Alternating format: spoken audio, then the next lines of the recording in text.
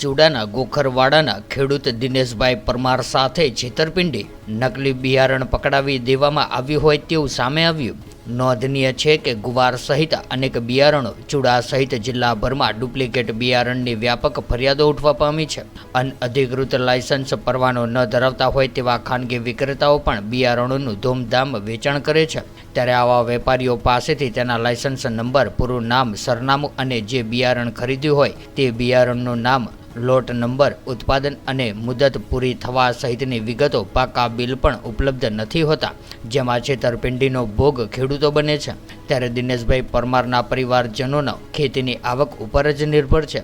ત્યારે દિનેશભાઈ 24 એપ્રિલે ચુડા ખાતે આવેલા એગ્રો ફર્ટિલાઇઝર નામની દુકાનમાંથી કમલ 101 ગુવારના બિયારણની ખરીદી કરી હતી અને આખરે 10 વીઘામાં ગુવારનું વાવેતર કર્યું હતું। ત્યારે દિનેશભાઈના જણાવ્યા અનુસાર ગુવારના પાકને યોગ્ય માવજત કરી હતી, પરંતુ ગુવારના છોડમાં સિંગ બેઠી ન હતી। ત્યારે સિંગ ન બેસવાને કારણે મહેશભાઈ પરમાર ચિંતામાં મુકાયા હતા અને એગ્રો ફર્ટિલાઇઝરના માલિકને પોતાની રજૂઆત કરી હતી કે નકલી બિયારણના કારણે તેમને બહુ મોટું નુકસાન ગયું છે, જેથી બિયારણ કંપની ખેડૂતને થયેલું નુકસાનની ભરપાઈ કરવા પણ માંગ કરી હતી। ત્યારે જોવાનું રહ્યું કે ડાયનેમિક સીડ કંપની ખેડૂતોને નકલી બિયારણનો ભોગ બનેલ ખેડૂત દિનેશભાઈને નુકસાનીનું ચૂકવણી કરે છે કે કેમ તે આવનારો સમય બતાવશે। હાલ તો દિનેશભાઈએ શું કહ્યું એ આપણે જાણીએ। એગ્રો ફર્ટિલાઇઝર બરાબર, મારું નામ પરમાર મહેશભાઈ ધનજીભાઈ, મૂળ ગામ ગોખરવાડા।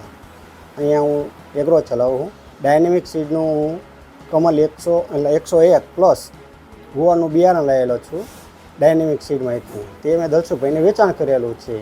તેમને સ્થળ ઉપર હું પ્રજાપતિ સાહેબને રૂબરૂ લઈ ગયો હતો જોવા માટે। તેમના ગુવારની અંદર ફ્લાવરિંગ હતું પણ સિંગો નહોતી આવતી। મારું નામ છે દિનેશભાઈ ધનજીભાઈ પરમાર, ગામ મારું ચુડા, સીમ છે અમારી ગોખરવાડાની।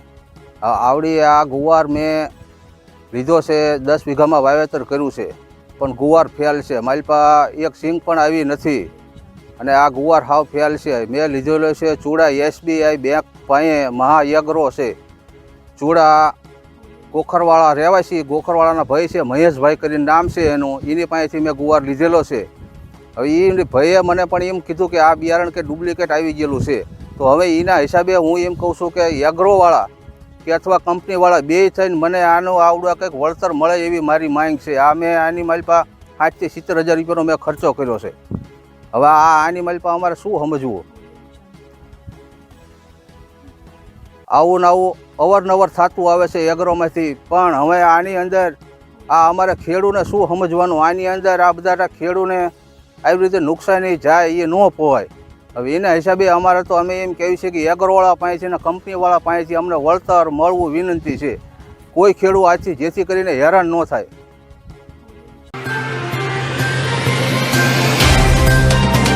तो व्हाट्सएप, ट्विटर, फेसबुक, इंस्टा जहाँ भी आपका अकाउंट है, इसे शेयर बटन के द्वारा वहाँ पर शेयर करें।